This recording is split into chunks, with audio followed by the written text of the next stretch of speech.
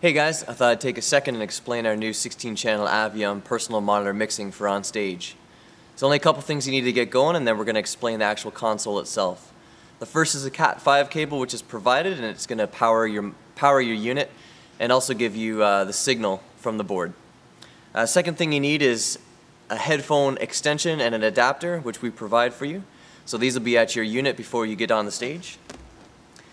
And the final thing that we're going to need is some headphones. We do have some generic headphones here at the Springvale that you can use. They're about $50 if you want to go buy a set just like this with interchangeable earpieces if you want. Or if you prefer not putting other people's earbuds in your ears, you can go buy your own set. So I went and bought a pair for $100. I think there's about 4 or 5 musicians on our team that use these. They're Shure SE215 sets. You can buy them clear, you can buy them black. I went clear. And these are nice. They come around down the back of your shirt, over top of your ear, and you can run 2 earbuds or 1 earbud, depending on what's comfortable for you. So once you have your Cat5, your extension, and your headphones, we're ready to go. So let's take a look at the unit.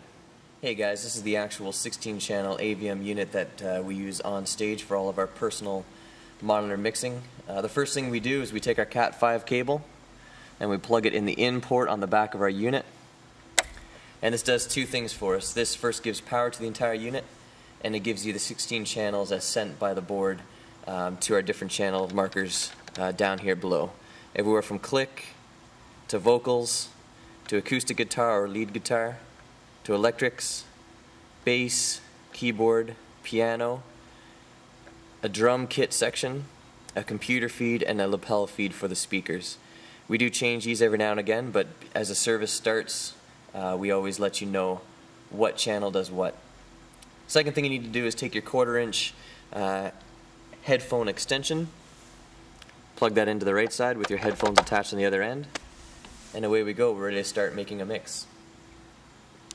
There are 3 things we want to impress upon you for your mix. First thing is it's got to be a personal mix. You have to be comfortable with it so that you can perform or sing or play most comfortably and to your best ability. So the way that we start a mix, we're going to click our recall button, which is the left button here, and click our mute button at the same time. Once we push those, you'll see all of our volumes on every single channel goes to 0. There's no bulb, so we're at 0. First thing we're going to do is find the instrument or vocal channel that you're on. Take lead guitar for example. If I'm playing acoustic, we're bringing it up just below the halfway mark, and take vocal 5, which is my lead mic, take it up just below the halfway mark. Then we're going to come over to our master, and we're going to adjust that as we're playing and we're singing to get it to a comfortable level. Once we find where our master needs to be and adjust any bass or treble to make the sound full, then we start to build the mix around us. What this does is it gives myself, for my vocal and my guitar, enough headroom to increase the volume or to bring it back. The second thing after the personal mix is we need something for tempo. So we run click Sunday morning, so you click the first channel and you're going to bring the click or the metronome as loud as you need it to be, so that you can hear it over and above the music that we're playing, usually at a forte or double forte level. So keep your finger on that one, and we'll need to raise that as we play. Another thing for tempo, you can go to the drum section. So for the kick, bring that up a bit, snare, bring that up a bit, and we usually run some overhead channels as well, so you can hear the cymbals and the hi-hat to keep us on time. The third thing you need is something to keep you in the right key, especially if you're a vocalist. This is important. So you're going to want to find maybe the acoustic guitar or the lead guitar and make sure that that's up. Maybe find the keyboard, make sure that's up as well. And then there's some other instruments that you can fill in for sound and support as you need. You can add some bass in, you can add some electric guitar in, maybe another acoustic. But you do need those 3 things: your personal channel, something for tempo, and something to signify what key you're in so that you can stay in key as you sing and as you play. So once your mix is set, you can adjust each one with the pan if you wish. So as you're looking out on the stage, if your electric guitarist is to your left and you have both earbuds in, you can pan slightly to the left. If your bassist is to the right, you can pan slightly to the right.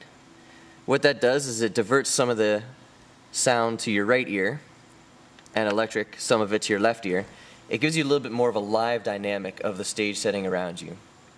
If you don't want to get into that, you can just keep everything panned straight down the middle.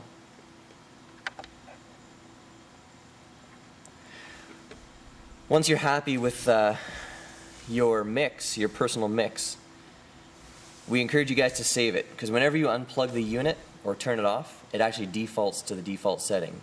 So in order to save, you want to push a recall button and a group button at the same time, and then save it on any channel you want. I choose 3. You'll see all the lights flash, that means it's saved. The next time when we come to play and our unit has been turned off and re-plugged in, you just click your recall button and the button that you saved it, in this case 3. And it brings your settings all back to where they need to be. There's also a solo button over here.